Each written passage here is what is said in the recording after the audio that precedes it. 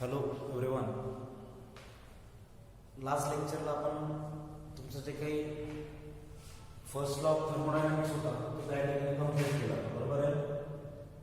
जो काही आपला फर्स्ट युनिट आहे आपला बेसिक्स ऑफ थर्मोडायनामिक्स. तर या बेसिक्स ऑफ थर्मोडायनामिक्स मध्ये बेसिक्स ऑफ थर्मोडायनामिक्स बरोबर आहे. तर यामध्ये आपण लास्ट लेक्चरला तुमचा फर्स्ट लॉ ऑफ थर्मोडायनामिक्स बघितला होता. ठीक आहे, फर्स्ट लॉ ऑफ थर्मोडायनामिक्स सर्वांना माहिती आहे. फर्स्ट लॉ ऑफ थर्मोडायनामिक्स होता विच लीड्स टू जो काही तुमचा लॉ ऑफ एनर्जी कॉन्झर्वेशन आहे तो लॉ तुमचा फर्स्ट लॉ ऑफ थर्मोडायनामिक्स त्या ठिकाणी लीड्स करतो. ठीक आहे, थर्मोडायनामिक्स. तर जर बघितलं आपण तर फर्स्ट लॉ ऑफ थर्मोडायनामिक्स सर्वांना लास्ट लेक्चरला समजलं असेल. आज आपण या ठिकाणी तुमचा सेकंड लॉ ऑफ थर्मोडायनामिक्स जो आहे, सेकंड लॉ ऑफ थर्मोडायनामिक्स. तर सेकंड लॉ ऑफ थर्मोडायनामिक्स मध्ये भरपूर स्टेटमेंट आहे. ठीक आहे, there are many statements, but या ठिकाणी आपण जे काही मेनली जे काही फोकस करणार आहे तुमच्या दोन स्टेटमेंट वरती. तर पहिलं स्टेटमेंट आहे तुमचं त्या ठिकाणी kelvin Planck statement. Kelvin Planck statement. आणि दुसरा आहे तुमचा क्लाउसियस स्टेटमेंट. क्लाउसियस स्टेटमेंट. तर या ठिकाणी फर्स्ट लॉ ऑफ थर्मोडायनामिक्स जो काही सेकंड लॉ ऑफ थर्मोडायनामिक्स आपण बघण्या अगोदर तुम्हाला फर्स्ट लॉ ऑफ थर्मोडायनामिक्स या ठिकाणी रिवाइज करून देतो. फर्स्ट लॉ ऑफ थर्मोडायनामिक्स मध्ये आपण बघितलं होतं in short heat and work are mutually convertible. बरोबर आहे, हीट आणि वर्क आर म्युच्युअली कन्व्हर्टिबल. म्हणजे काय थोडक्यात आपण हीटचं त्या ठिकाणी वर्क मध्ये कन्व्हर्जन करू शकतो आणि वर्कचं हीट मध्ये कन्व्हर्जन करू शकतो. पण ऍक्च्युअली ते पॉसिबल आहे का? नाही. बरोबर आहे, पण स्टेटमेंट काय सांगतं आपल्याला की heat and work are mutually convertible. म्हणजे काय थोडक्यात हीट टोटली तुमची वर्क मध्ये कन्व्हर्ट होणार आहे आणि वर्क ही हीट मध्ये कन्व्हर्ट होणार आहे. पण प्रॅक्टिकली जर विचार केला तुमचा तर ते पॉसिबल नाहीये. का पॉसिबल नाहीये? कारण तुमची वर्क जी आहे ती हाय ग्रेड एनर्जी, हाय ग्रेड एनर्जी. हीट जी आहे ती low grade energy, low grade energy आणि हाय ग्रेड एनर्जी. वर्कचा आपण त्या ठिकाणी हीट मध्ये टोटली कन्व्हर्जन करू शकतो, पण हीटचा आपण वर्क मध्ये कन्व्हर्जन करू शकत नाही. कारण त्या ठिकाणी जी काही तुमची सिस्टीम असणार त्या सिस्टीम मध्ये हीट लॉसेस होणार आहे. हीट लॉसेस होणार आहे म्हणजे त्या ठिकाणी काय होणार ते तुमची लॉस झाल्यामुळे टोटल हीट जी आहे ती कन्वर्ट करू शकत नाही. पण स्टेटमेंट काय सांगते आपल्याला त्या ठिकाणी heat and work are mutually convertible. त्यानंतर सिम्पली जर सांगायचं झालं फर्स्ट लॉ ऑफ थर्मोडायनामिक्स ते काय सांगतं? Energy is conservable. It simply states that energy is conservable. Energy is conservable. आता एनर्जी इज कॉन्झर्वेबल मीन्स काय? तुमच्या ठिकाणी law of energy conservation. Law of energy conservation. तर कॉन्झर्वेबल मीन्स काय? त्या ठिकाणी कॉन्झर्वेबल मीन्स दॅट इज काय? It transfer from one form to another form. One form to another form. Another form म्हणजेच काय? थोडक्यात एक्झाम्पल बघितलं आपण हीटचं वर्क मध्ये आणि वर्कचं हीट मध्ये कन्व्हर्जन करू शकतो. हे आपल्याला स्टेटमेंट सांगते, पण ते प्रॅक्टिकली पॉसिबल नाहीये की टोटल अमाऊंट ऑफ हीट तुम्ही वर्क मध्ये कन्वर्ट करू शकता किंवा वर्कला त्या ठिकाणी हीट मध्ये करू शकता. ते एक वेळेला पॉसिबल होऊ शकतं कारण जे काही वर्क आहे तुमची हाय ग्रेड आहे. ठीक आहे, तर सिम्पली काय सांगतं? एनर्जी इज कॉन्झर्वेबल म्हणजे law of energy conservation. Energy cannot be created nor be destroyed though it can be transferred from one form to another form. बरोबर आहे, हे आपण फर्स्ट लॉ ऑफ थर्मोडायनामिक्स मध्ये बघितलं. आता तेच जे काही तुमचे फर्स्ट लॉ ऑफ थर्मोडायनामिक्स आहे त्या फर्स्ट लॉ ऑफ थर्मोडायनामिक्सचे काहीतरी ड्रॉबॅक्स होते किंवा लिमिटेशन्स होते. तर ते लिमिटेशन्स ओव्हरकम करण्यासाठी कुठे ओव्हरकम केले ते तुमचे किंवा ड्रॉबॅक जे आहे ते कुठे ओव्हरकम केले तुमच्या सेकंड लॉ ऑफ थर्मोडायनामिक्स मध्ये. सेकंड लॉ ऑफ थर्मोडायनामिक्सचे दोन स्टेटमेंट महत्त्वाचे आहेत. एक केल्विन प्लॅंक स्टेटमेंट आणि दुसरा आहे क्लाउसियस स्टेटमेंट. आलं लक्षात? फॉर एक्झाम्पल आता या ठिकाणी फर्स्ट लॉ ऑफ थर्मोडायनामिक्स मध्ये जर आपण बघितलं तर जे काही सपोज आपण एक कन्सिडर करूया ते हॉट कप आहे. ठीक आहे, आणि आणि इथे काय तुमचं सराउंडिंग आहे, इथे काय तुमचं सराउंडिंग आहे. ठीक आहे. तर या ठिकाणी तुमचा या हॉट जो काही कप घेतला आपण, ठीक आहे, कन्सिडर करा, इमॅजिन करा, हा एक तुमचा त्या ठिकाणी कप आहे. त्या कपामध्ये आपण काय घेतलंय, हॉट टी घेतलंय. काय घेतलंय, हॉट टी. हॉट टीचं सपोज टेम्परेचर त्या ठिकाणी आपण कन्सिडर करूया 15 डिग्री सेल्सिअस आणि सराउंडिंगचा टेम्परेचर कन्सिडर करूया त्या ठिकाणी 25 डिग्री सेल्सिअस. हे आपण एक्झाम्पल बघतो. ठीक आहे. तर तुम्हाला माहित आहे की नॅचरली त्या ठिकाणी जर तुमचा कपाचा टेम्परेचर 50 डिग्री सेल्सिअस आहे आणि सराउंडिंगचा त्या ठिकाणी 25 डिग्री सेल्सिअस आहे, ऑब्वियसली तिथे काय होणार आहे, हीट ट्रान्सफर होणार आहे. पण हीट ट्रान्सफर होताना कुठून होणार आहे, तुमच्या high temperature to low temperature naturally. बरोबर आहे. असंच नॅचरली किंवा प्रॅक्टिकली त्या ठिकाणी पॉसिबल होत नाही की तुमचं लो टेम्परेचर कडून हाय टेम्परेचरला तुमची हीट ट्रान्सफर होईल. ठीक आहे. जर काय हॉट टी असणार आहे 15 डिग्री सेल्सिअस, ऑब्वियसली इथून काय होईल, तुमचे जे काही हीट आहे ती हीट या ठिकाणाहून ट्रान्सफर होईल. बरोबर आहे. तर हीट जी काही हीट ट्रान्सफर होणार आहे, जी काही प्रोसेस होणार आहे ट्रान्सफरची, ती कशी असणार आहे, स्पॉन्टेनियस प्रोसेस असणार आहे. स्पॉन्टेनियस म्हणजे काय थोडक्यात त्या ठिकाणी स्वतःहून होणार आहे. त्या ठिकाणी कुठल्याही प्रकारची तुम्हाला एक्सटर्नल एनर्जी किंवा एक्सटर्नल वर्क प्रोव्हाइड करण्याची गरज नाही. तर जी काही प्रोसेस होणार आहे ट्रान्सफरची स्पॉन्टेनियसली होणार आहे from hot T to surrounding. बरोबर आहे. तर या ठिकाणी फर्स्ट ऑफ थर्मोडायनामिक्स मी काय सांगतोय, तर जी काही तुमची हॉट टी कडून एनर्जी हीट ट्रान्सफर होणार आहे, म्हणजे थोडक्यात काय होणार आहे, इथे heat loss by hot T. बरोबर आहे. इथून टी कडून हीट ट्रान्सफर होणार म्हणजे ऑब्वियसली टी ची त्या ठिकाणी काय होणार आहे, हीट लॉस होणार आहे. बरोबर आहे ना. तर ट्रान्सफर करणार म्हणजे हीट लॉस होणार इज इक्वल टू तर जी काही हीट लॉस होणार आहे ती कोण ऍब्सॉर्ब करणार आहे किंवा गेन करणार आहे, गेन म्हणजे त्या ठिकाणी ऍब्सॉर्ब करणार किंवा सुटणार. तर जे काही सराउंडिंग टेम्परेचर आहे सराउंडिंग टेम्परेचर. बरोबर आहे. मग इथे काय होत आहे, heat loss by T is equal to heat gain bye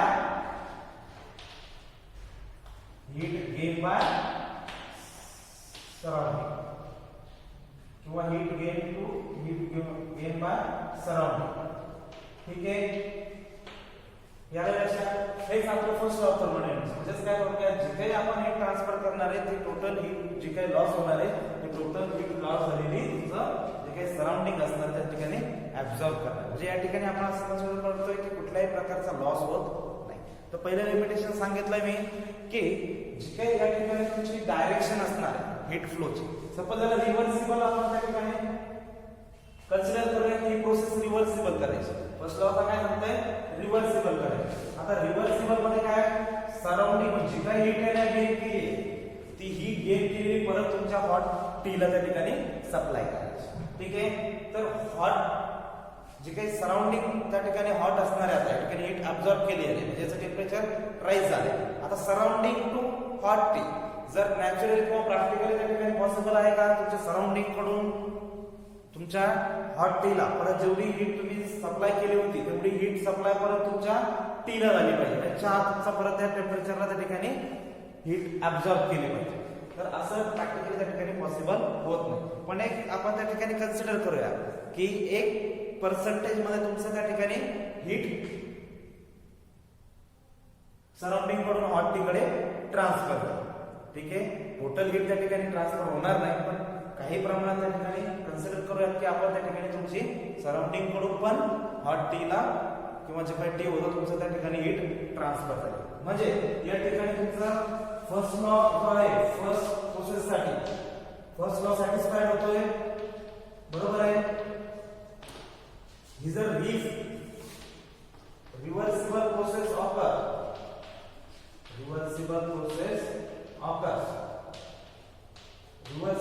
म्हणजे काय थोडक्यात सराउंडिंग कडून हॉट टी कडे, तर काय होईल, जी काही हीट असणार आहे तुमची heat loss by surrounding is equal to heat absorb by किंवा हीट गेन बाय टी. पण हे 100% पॉसिबल नाही असं कन्सिडर करू आपण या ठिकाणी 1% त्या ठिकाणी होते, म्हणजे काय प्रकार स्टेटमेंट त्या ठिकाणी सॅटिस्फाईड होते, बरोबर आहे. म्हणजे तिथे काय होते, रिव्हर्सिबल प्रोसेसर सुद्धा तुमचा फर्स्ट लॉ सॅटिस्फाईड होतो, बरोबर आहे. पण या ठिकाणी जे काही लिमिटेशन्स आहेत तुमचे, की या ठिकाणी तुमचं हीट ट्रान्सफर जे आहे किंवा जो काही हीट फ्लो आहे तो विदिन दी सिस्टीम होणार आहे की आउट ऑफ दी सिस्टीम होणार आहे, हे त्यांनी फर्स्ट लॉ मध्ये आपल्याला सांगितलेलं नाही. किंवा जी काही डायरेक्शन असणार आहे हीट ट्रान्सफरची किंवा एनर्जी ट्रान्सफरची, that particular direction will be not clear in first law of thermodynamics. हा झाला तुमचा सेकंड ड्रॉबॅक, ठीक आहे. तर हे जे काही ड्रॉबॅक्स असतील तुमचे, तर हे ड्रॉबॅक्स कुठे ओव्हरकम केले तुमच्या सेकंड लॉ ऑफ थर्मोडायनामिक्स मध्ये, ठीक आहे. तर सेकंड लॉ ऑफ थर्मोडायनामिक्सचे पण त्या ठिकाणी भरपूर स्टेटमेंट आहेत. तर सेकंड लॉ ऑफ थर्मोडायनामिक्स मध्ये आपण त्या ठिकाणी दोनच स्टेटमेंट वरती फोकस करणार आहोत. एक आहे तुमचा केल्विन प्लॅंक स्टेटमेंट आणि दुसरा आहे क्लाउसियस स्टेटमेंट. आता केल्विन प्लॅंक स्टेटमेंट लक्षात ठेवायचं, कंपॅरिझन करताना इथे कन्फ्यूज व्हायचं नाही. केल्विन प्लॅंक स्टेटमेंट आलं की इथे येतं तुमचं हीट इंजिन, इथे काय येतं हीट इंजिन. क्लाउसियस स्टेटमेंट म्हटलं की लक्षात ठेवायचं एक तर रेफ्रिजरेटर किंवा तुमचा heat pump. Heat pump comparison कसं करायचं बघा, तुमचं स्टेटमेंटला कन्फ्युजन होता कामा नाही. सेकंड लॉ ऑफ थर्मोडायनामिक्सचे दोन स्टेटमेंट आहे, पहिला आहे केल्विन प्लॅंक स्टेटमेंट, दुसरा आहे क्लाउसियस स्टेटमेंट. केल्विन प्लॅंक स्टेटमेंट लिहिताना किंवा ते लक्षात ठेवताना त्यामध्ये हीट इंजिन हे ऍड झालं पाहिजे आणि क्लाउसियस स्टेटमेंट मध्ये हीट पंप ऍड झाला पाहिजे. आता जे काही केल्विन प्लॅंक स्टेटमेंट आहे, फर्स्ट स्टेटमेंट कुठला सांगितलं मी, Kelvin Planck statement. Kelvin Planck statement. आता केल्विन प्लॅंक स्टेटमेंट बघण्या अगोदर मी एक डायग्राम या ठिकाणी ड्रॉ करतो. या आहे तुमचा हॉट रिझर्वायर. रिझर्वायर त्या ठिकाणी सोर्स असेल, ठीक आहे. आणि हे असेल तुमचं या ठिकाणी कोल्ड रिझर्वायर. कोल्ड रिझर्वायर याचं टेम्परेचर आपण T1 कन्सिडर करूया, याचं T2 करूया. इथे मध्ये असेल तुमचा डिव्हाइस, ते असेल हीट इंजिन. त्याला काय म्हणजे इंजिन असेल म्हणजे कोणतं हीट इंजिन. तर या ठिकाणी आपण काय करणार आहे, हॉट रिझर्वायर कडून त्याला हीट सप्लाय करणार आहे Q1 आहे. तर फर्स्ट लॉ ऑफ थर्मोडायनामिक्स काय सांगतो आपल्याला, त्या ठिकाणी जी काही टोटल हीट ट्रान्सफर करणार आहोत आपण, ते टोटल हीटचं कशामध्ये कन्वर्जन होणार आहे, वर्क मध्ये, बरोबर आहे. पण आता जे काही केल्विन प्लॅंक स्टेटमेंट आहे second law of thermodynamics, second law of thermodynamics statement बघा काय सांगताय, it is impossible to construct a heat engine. It is impossible to construct a heat engine works in a cyclic process. Works in a cyclic process whose sole effect is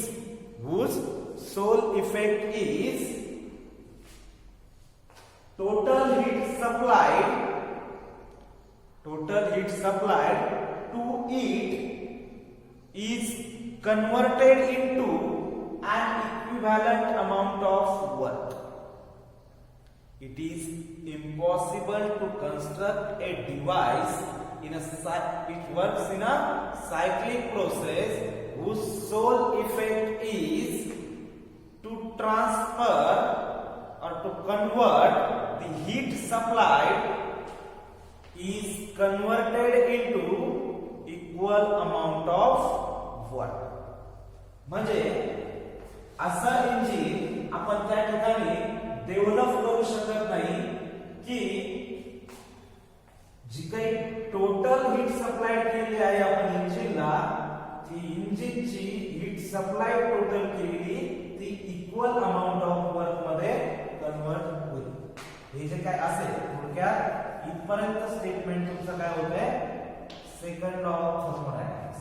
it is impossible, हे तुमचं possible नाही. काय की single heat रिझर्वायरचा use करून किंवा single रिझर्वायरचा use करून जी काही total heat सप्लायड केलेली आहे तुमची, ती total heat supplied will be converted into an an equal amount of work.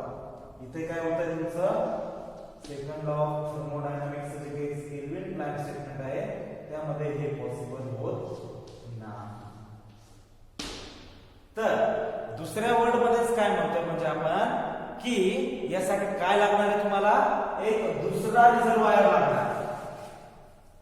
जो आपण कोल्ड रिझर्वायर घेतलाय त्या कोल्ड रिझर्वायरच्या त्या ठिकाणी काय असेल रिक्वायरमेंट असेल. त्याच वेळेला जे काही हीट इंजिन आहे ते वर्क करणार. म्हणजे जी काही टोटल हीट सप्लाय करणार आहे ती टोटल हीट सप्लाय केलेली हीट इंजिनला त्या हीट इंजिन मधून काही वर्क मध्ये प्रोड्यूस होईल आणि काही हीट जी आहे ती लॉस होईल. मग ती लॉस किती होणार आहे Q2 पुढे जाईल ती कोल्ड रिझर्वायर मीन्स T2. आलं लक्षात. तर जी काही W असणार आहे या ठिकाणी that W is equal to Q1 minus Q2. Minus Q2 means त्या ठिकाणी काही प्रमाणात हीट लॉस होणार. म्हणजे आणखी दुसऱ्या वर्ड्समध्ये जर स्टेटमेंट सांगायचं ठरलं केव्हा पॉसिबल होणार आहे ते ज्या वेळेला तुमचं त्या ठिकाणी दुसरा रिझर्वायर असेल त्याच वेळेला तुमचं जी काही टोटल त्यावेळेला काय असणार त्या ठिकाणी दुसरं रिझर्वायर ऍड होणार आहे काहीतरी लॉसेस होणार. म्हणजेच काय सांगताय इट इज इम्पॉसिबल. काय पॉसिबल काय नाहीये की जर एक रिझर्वायर यूज करून आपण टोटल अमाऊंट ऑफ हीट जी असेल ती वर्क मध्ये कन्वर्ट करू शकत नाही. सिंगल रिझर्वायरचा यूज करून आपण जी काही हीट सप्लाय केलेली आहे ती हीट सप्लायड केलेली टोटल अमाऊंट ऑफ वर्क मध्ये कन्वर्ट करू शकत नाही. काही प्रमाणात त्या ठिकाणी हीटचे लॉसेस होते. हीट लॉस काय असेल त्या ठिकाणी Q2 एवढा. तर जी काही तुमची केल्विन प्लॅंक स्टेटमेंटची इफिशियन्सी जर या ठिकाणी फाइंड आउट करायची ठरली तर इफिशियन्सी काय असेल या ठिकाणी जनरली आपली इफिशियन्सी असते आउटपुट अपॉन इनपुट. तर या ठिकाणी आउटपुट काय आपल्याला वर्क आणि इनपुट काय तुमची हीट सप्लाय मीन्स Q1. पण W काय आपल्या ठिकाणी Q1 minus Q2 upon Q1. Q1 गेला तर 1 minus Q2 upon Q1. यालाच आपण जर रिव्हर्सिबल प्रोसेस किंवा इक्विव्हॅलेंट जर कन्सिडर केले टेम्परेचर आणि हीटला तर यालाच आपण असं लिहू शकतो 1 minus T2 upon T1 is the efficiency of Kelvin Planck state. आलं लक्षात. केल्विन प्लॅंक स्टेटमेंट समजलं सर्वांना. केल्विन प्लॅंक स्टेटमेंट लक्षात ठेवताना हीट इंजिन लक्षात ठेवायचं. असं हीट इंजिन आपण बनवू शकत नाही की सिंगल हीट रिझर्वायरचा यूज करून आपण त्या ठिकाणी जी काही टोटल हीट सप्लाय केली ती त्याच्या इक्वली अमाऊंट ऑफ वर्क मध्ये कन्वर्ट करू शकत नाही. त्यासाठी आपल्याला कशाची गरज असणार आहे कोल्ड रिझर्वायरची. हे लक्षात ठेवायचं. हे आहे तुमचं केल्विन प्लॅंक स्टेटमेंट. आता याचे ऍप्लिकेशन काय. केल्विन प्लॅंक स्टेटमेंट जे आहे ते कुठे यूज होतं तर जे काही ऑटोमोबाईल सेक्टर असेल किंवा ऑटोमोबाईल व्हेइकल्स असतील तुमच्या ठीक आहे तर त्या ऑटोमोबाईल व्हेइकल्स मध्ये तुमचं केल्विन प्लॅंक स्टेटमेंट यूज केलं जातं. मी सांगितलंय हीट इंजिन मध्ये थोडक्यात जर एक्झाम्पल घेतलं आपल्या ठिकाणी किंवा दुसरं एक्झाम्पल बघितलं तुमचं तर जी काही इलेक्ट्रिसिटी जनरेशन मध्ये इलेक्ट्रिसिटी जनरेशन हे सुद्धा केल्विन प्लॅंक स्टेटमेंटचं ऍप्लिकेशन आहे. ठीक आहे. तर सपोज आपण असं एक एक्झाम्पल बघूया. जे काही आयसी इंजिनचं सिलेंडर आहे त्या आयसी इंजिनची इंटरनल कंबशन इंजिन ठीक आहे ऑटोमोबाईलचं किंवा व्हेइकल जे असते त्यामध्ये जे काही आयसी इंजिन असतं त्या आयसी इंजिन मध्ये सिलेंडर मध्ये आपण काय करतो फ्युएल बर्न करतो. फ्युएल बर्न केल्यानंतर त्या ठिकाणी हीट प्रोड्यूस होते आणि जी काही हीट प्रोड्यूस झालेली आहे ती हीट कशासाठी यूज करतो आपण व्हेइकल रन होण्यासाठी. Vehicle run on the road. तर रोड मध्ये ती जी काही व्हेइकल रन करण्यासाठी आपण ती फ्युएल बर्न करून जे काही हीट सप्लाय असेल किंवा जे काही हीट प्रोड्यूस होते ती हीट प्रोड्यूस आपण यूज करू शकतो. पण ऍक्च्युअली जी काही आपण ज्या वेळेला हीट त्या ठिकाणी तयार होणार आहे त्यावेळेला सम ऑफ द एनर्जी लॉस्ट काही प्रमाणात जी काही हीट सप्लाय केली आपण ती लॉस्ट होणार आहे. तर कुठे होणार आहे लॉस ती in friction and cooling purpose. जे काही कूलिंग मीडियम असणार आहे तुमचं, त्या कूलिंगसाठी आणि तुमच्या फ्रिक्शन जे काही टायर आणि रोडचं फ्रिक्शन होणार त्या ठिकाणी तुमची हीट बऱ्याच प्रमाणात लॉस होणार. तर म्हणजे त्याचा अर्थ काय, जे काही तुमच्या सिलेंडर मध्ये हीट तयार झाली प्रोड्यूस झाली ती टोटल अमाऊंट ऑफ हीट तुमच्या वर्क मध्ये किंवा जे काही व्हेकल रन होण्यासाठी वापरली जात नाही, काही प्रमाणात काय होतोय, लॉस होतोय. बरोबर आहे. म्हणजेच काय, जे काही हीट प्रोड्यूस होणार आहे ती आपण त्या ठिकाणी टोटल अमाऊंट ऑफ वर्क मध्ये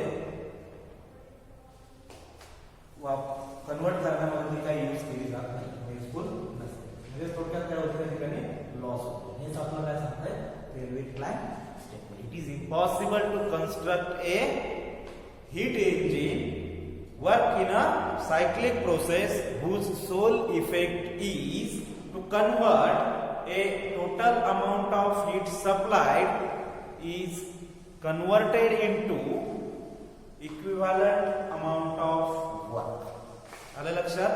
जे सिंगल रिझर्वायरचा यूज करून आपण त्या ठिकाणी ते प्रॅक्टिकली करू शकत नाही. त्यासाठी काय असणार आहे, तुमचं त्या ठिकाणी लॉसेस होणार आहे. म्हणजे त्या ठिकाणी दुसरा रिझर्वायर सुद्धा त्या ठिकाणी करत असेल, त्याच वेळेला ते पॉसिबल. आलं लक्षात.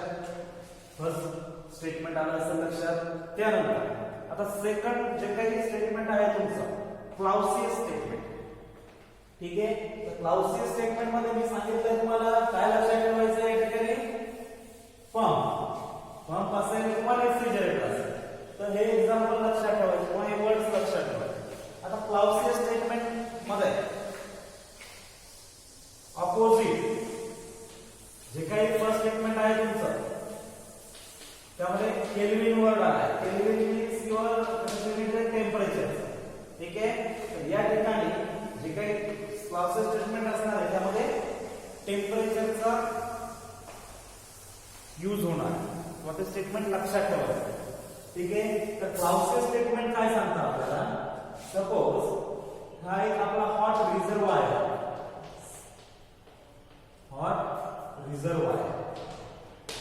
त्याचं टेम्परेचर कन्सिडर करूया आपण T1. इथे काय सांगितलं तुम्हाला, एक हीट पंप असेल, इथे असेल कोल्ड रिझर्वायर. आता कोल्ड रिझर्वायरचं टेम्परेचर या ठिकाणी T2. ठीक आहे. आणि याला काय करणार आहे आपण, हीट पंपला वर्क सप्लाय करणार. इथे वर्क प्रोड्यूस होता, इथे वर्क सप्लाय करणार. ठीक आहे. तर इथपर्यंतच आपण लक्षात ठेवूया. 2 मिनिट इकडे लक्ष द्या. कोल्ड टेम्परेचरचं किंवा कोल्ड रिझर्वायरचं टेम्परेचर आहे T2 आणि हॉट रिझर्वायरचं टेम्परेचर T1. बरोबर आहे. तर आपल्याला या ठिकाणी काय करायचं आहे, जी काही Q2 हीट सप्लायड आहे इकडे काय असेल Q1. असं जे T2 टू T1 आपल्याला हीट सप्लाय करायची, cold reservoir to hot reservoir. होईल का असं पॉसिबल? प्रॅक्टिकली विचार करा. एक कमी टेम्परेचरची बॉडी आहे आणि एक जास्त टेम्परेचरची बॉडी. तर दोन्ही मध्ये कुठून कुठे टेम्परेचर ट्रान्सफर होईल किंवा कुठून कुठे हीट ट्रान्सफर होईल? Obviously hot body to cold body. बरोबर आहे. पण तेच काय सांगते आपलं क्लाउसियस स्टेटमेंट. क्लाउसियस स्टेटमेंट काय सांगते आपल्याला त्या ठिकाणी, it is impossible to construct a heat pump works in a cyclic process whose sole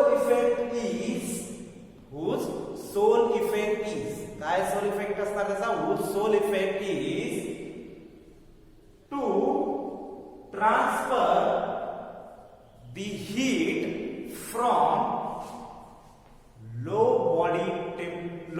temperature body to high temperature body. It is impossible. काय शक्य नाही आपल्याला लो टेम्परेचर बॉडी कडून हाय टेम्परेचर बॉडी कडे हीट ट्रान्सफर करणं. बरोबर आहे. It is impossible to construct a heat pump works in a cyclic process whose sole effect is transfer a heat from low body temperature high body temperature. आलं लक्षात? हे आहे तुमचं क्लाउसियस statement. मग आता हे केव्हा पॉसिबल? ज्या वेळेला आपण याला काहीतरी वर्क सप्लाय करू, एक्सटर्नल वर्क त्या ठिकाणी ऍड करणार आहे, त्यावेळेला हीट पंप वर्क करेल. आणि हीट पंप काय यूज करेल? तुमची जी काही कोल्ड रिझर्वायरची बॉडी आहे त्याच्याकडून हीट ऍब्सॉर्ब करेल आणि हीट फोर्सफुली हीट ऍब्सॉर्ब करणार. आलं लक्षात? फोर्सफुली बळच काढून घ्यायची कोल्ड बॉडीकडून, तर ती कोल्ड बॉडीकडून हीट ऍब्सॉर्ब करणार आणि मग हॉट रिझर्वायरकडे ती ट्रान्सफर करणार. त्याच वेळेला ते शक्य आहे ज्या वेळेला तुम्ही एक्सटर्नल वर्क त्या ठिकाणी सप्लाय करताल त्यावेळेला. आलं लक्षात? मग स्टेटमेंट बघा पूर्ण काय होईल. It is impossible to construct a device, किंवा त्याला काय म्हणता येईल, heat pump to work in a cyclic process whose sole effect is transfer of heat from low body temperature to high body temperature. आले लक्षात? Low temperature body to high temperature body कडे आपण त्या ठिकाणी हीट ट्रान्सफर करू शकत नाही. पण कुठपर्यंत? विदाउट एक्सटर्नल फोर्स किंवा without adding the external work. ज्या वेळेला आपण त्या ठिकाणी एक्सटर्नल वर्क ऍड करणार आहे त्यावेळेला तुमचं low temperature body to high temperature body त्या ठिकाणी हीट ट्रान्सफर होणार. बरोबर आहे? सोपं एक्झाम्पल दिलं तुम्हाला. आणखी सेकंड क्लाउसियस स्टेटमेंट आहे, त्याचं एक आणखी एक उदाहरण बघायचं ठरलं तर सपोज आपण वॉटर आहे, बरोबर आहे, जे काही पाणी तुमच्या नळीने, जर तुम्ही घरावरती पाणी मारायचं तुम्हाला, बरोबर आहे, तुमचा सोर्स खाली, तुमच्या नळाला पाणी आलं खाली, त्याला नळी लावली, तुम्ही वरती गेले दुसऱ्या मजल्यावरती, दुसऱ्या मजल्यावरती गेले, फक्त कॉक चालू केला आणि वरती नळीला पाणी आलं, असं झालंय का? हाईटला जसं जातात तसं पाण्याचा फ्लो कमी होत जातो, बरोबर आहे. म्हणजे ते थोडक्यात इम्पॉसिबलच गोष्ट आहे. ठीक आहे? ते केव्हा पॉसिबल होते? त्याला आपण काहीतरी मोटर आणून लावतो, बरोबर आहे. ती मोटर आणून लावतो म्हणजे काय? थोडक्यात त्या ठिकाणी तो मोटर आणून लावल्यावरती तुमचं जे काही असेल ते पाणी स्पीडने वरती जातं, बरोबर आहे ना. म्हणजे लो हाईट कडून हाईट कडे,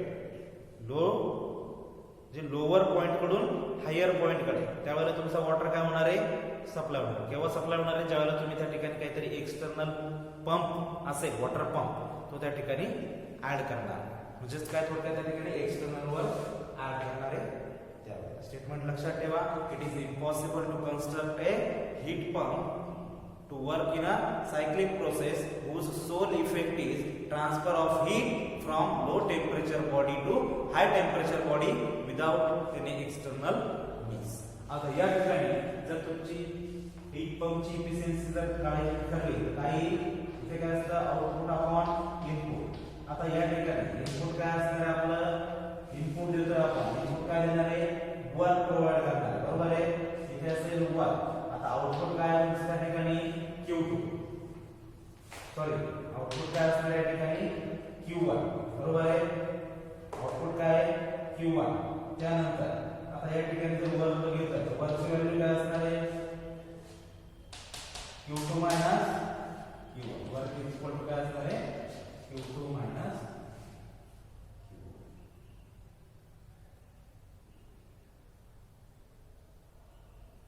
बरोबर आहे ना. वर्कची व्हॅल्यू काय असणार आहे?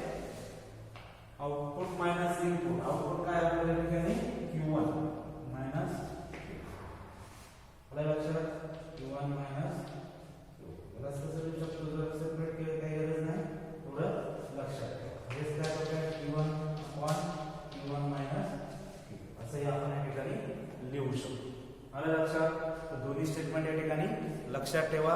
दोन्ही एक्झामच्या दृष्टीने महत्त्वाचे आहेत. दोन्ही स्टेटमेंट पुन्हा एकदा सांगतो. पहिलं प्लॅन स्टेटमेंट काय सांगतो तुम्हाला की सिंगल रिझर्वायर जे पॉसिबल होणार नाही तुमचं हीट इंजिन कन्स्ट्रक्ट करणं, की त्याचे टोटल अमाऊंट ऑफ हीट जे असेल ती टोटल अमाऊंट ऑफ फोर्स मध्ये कन्वर्ट करण्यासाठी. त्यासाठी तुम्हाला त्याची गरज आहे? कोल्ड रिझर्वायरची गरज असते. ठीक आहे?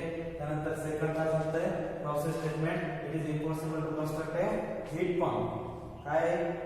का इम्पॉसिबल आहे low temperature to high temperature बॉडीकडून लो टेम्परेचर बॉडीकडून हाय टेम्परेचर बॉडीकडे हीट ट्रान्सफर होतं कुठपर्यंत शक्य नाही ते जोपर्यंत तुम्ही त्या ठिकाणी एक्सटर्नल वर्क्स किंवा एक्सटर्नल मीन्स त्या ठिकाणी तुमचं